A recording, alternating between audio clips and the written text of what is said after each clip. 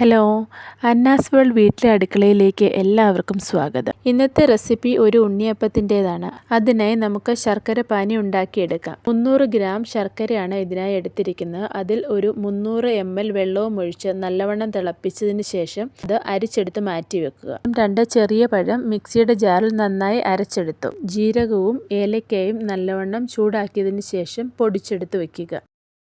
ഇനിയും ഇതിലേക്ക് ആവശ്യമായി ഒരു ചെറിയ സോസ് പാനിൽ 2 സ്പൂൺ നെയ്യ് ഒഴിച്ച് നല്ലവണ്ണം ചൂടായി വരുമ്പോൾ തേങ്ങ ചെറിയ പൊടിയായി അരിഞ്ഞത് ചേർത്ത് നന്നായി ഫ്രൈ ചെയ്തെടുക്കുക. ഇത് ഒരു ബ്രൗൺ കളർ ആകുന്നിടം വരെ ഫ്രൈ ചെയ്യുക. ഇതിലേക്ക് ഒന്ന് ചെറുതായി പൊടിച്ചെടുത്ത കാഷ്നട്ടും കുറച്ച് ഉണക്കമുന്തിരിയും ചേർത്ത് നല്ലവണ്ണം ഫ്രൈ ചെയ്ത് എടുത്ത് മാറ്റി വെക്കാവുന്നതാണ്. ഇനിയും നമുക്ക് ഉണ്ണിയപ്പത്തിന്റെ ബാറ്റർ തയ്യാറാക്കുന്നതിനായി അരിപ്പൊടി എടുക്കാം. 250 ഗ്രാം അരിപ്പൊടിയാണ് ഇതിനായി എടുത്തിരിക്കുന്നത്. ഇത് അപ്പത്തിനും ഇടിയപ്പത്തിനും ഒക്കെ എടുക്കുന്ന അരിപ്പൊടിയാണ്. ഇതിലേക്ക് ഒരു 2 ടേബിൾ സ്പൂൺ ഗോതമ്പ് പൊടി ചേർത്ത് കൊടുക്കുന്നുണ്ട്. ഇത് ഉണ്ണിയപ്പം ഒന്ന് സോഫ്റ്റ് ആകാൻ വേണ്ടിയിട്ടാണ്. നമ്മൾ പൊടിച്ചു വെച്ചിരിക്കുന്ന ഏലക്കാപ്പൊടിയും ജീരകപ്പൊടിയും 1/2 ടീസ്പൂൺ ഇതിലേക്ക് ചേർക്കുക. ഇത് ഉണ്ണിയപ്പത്തിന് നല്ല ടേസ്റ്റും സ്മെല്ലും ലഭിക്കുന്നതിന് വേണ്ടിയിട്ട് നമ്മൾ ഉപയോഗിക്കുന്നു. ഈ എടുത്തു വെച്ചിരിക്കുന്ന അരിപ്പൊടിയിലേക്ക് ഒരു നുള്ള ഉപ്പിടാവുന്നതാണ്. ഇത് നമ്മുടെ ടേസ്റ്റും മധുരവും ബാലൻസ് ചെയ്യാൻ സഹായിക്കും. ഇനിയും നമ്മൾ അരച്ചെടുത്ത് വെച്ചിരിക്കുന്ന പഴം ഇതിലേക്ക് ഇളക്കി നന്നായി യോജിപ്പിക്കുന്നു.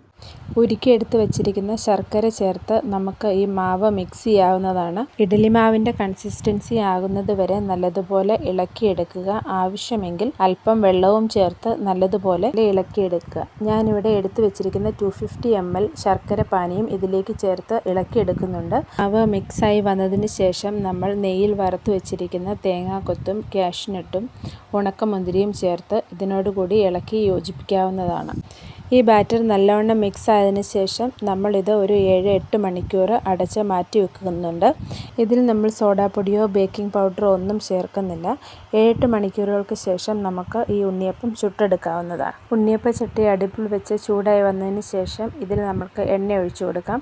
അധികം എണ്ണ നിറച്ചൊഴിക്കേണ്ട ആവശ്യമില്ല. കാരണം നമ്മൾ ഉണ്ണിയപ്പം ഒഴിക്കുമ്പോഴേക്ക് അത് എണ്ണ തിളച്ച് പുറത്ത് ചാടാനുള്ള സാധ്യതയുണ്ട്. ചെറിയ തവിയോ സ്പൂണോ ഉപയോഗിച്ച് വേണം ഉണ്ണിയപ്പം ഈ ചട്ടിയിലേക്ക് പകർത്താൻ വേണ്ടിയിട്ട്.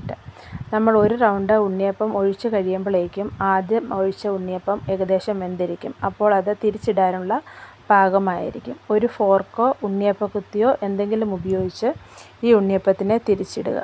1 മിനിറ്റ് അല്ലെങ്കിൽ 1.5 മിനിറ്റിനുള്ളിൽ ഉണ്ണിയപ്പം റെഡിയാവും. മീഡിയം ഫ്ലെയിമിൽ വെച്ച് ഉണ്ടാക്കിയാൽ മതിയാവും. ഉണ്ണിയപ്പത്തിൻ്റെ ഒരു സൈഡ് മൂത്ത് വന്നിട്ടുണ്ട്. നമുക്ക് ഇതിനെ തിരിച്ചിടാം. 1 മിനിറ്റ് ആകുമ്പോഴേക്കും ഉണ്ണിയപ്പത്തിൻ്റെ കളറൊക്കെ മാറി തുടങ്ങിയിട്ടുണ്ടാകും. ഒരു ബ്രൗൺ കളർ ആകുമ്പോഴേക്ക് നമുക്ക് ഈ ഉണ്ണിയപ്പച്ചട്ടിയിൽ നിന്ന് മാറ്റി എടുക്കാവുന്നതാണ്. 250 ഗ്രാം റൈസ് പൊടിയിൽ നിന്ന് നമുക്ക് 40-45 ഉണ്ണിയപ്പം വരെ ഉണ്ടാക്കിയെടുക്കാവുന്നതാണ്. ഉണ്ണിയപ്പത്തിൻ്റെ വീഡിയോ ഇഷ്ടമായെങ്കിൽ എല്ലാവരും സപ്പോർട്ട് ചെയ്യുക. അടുത്ത വീഡിയോയുമായി വീണ്ടും കാണാം. ബൈ.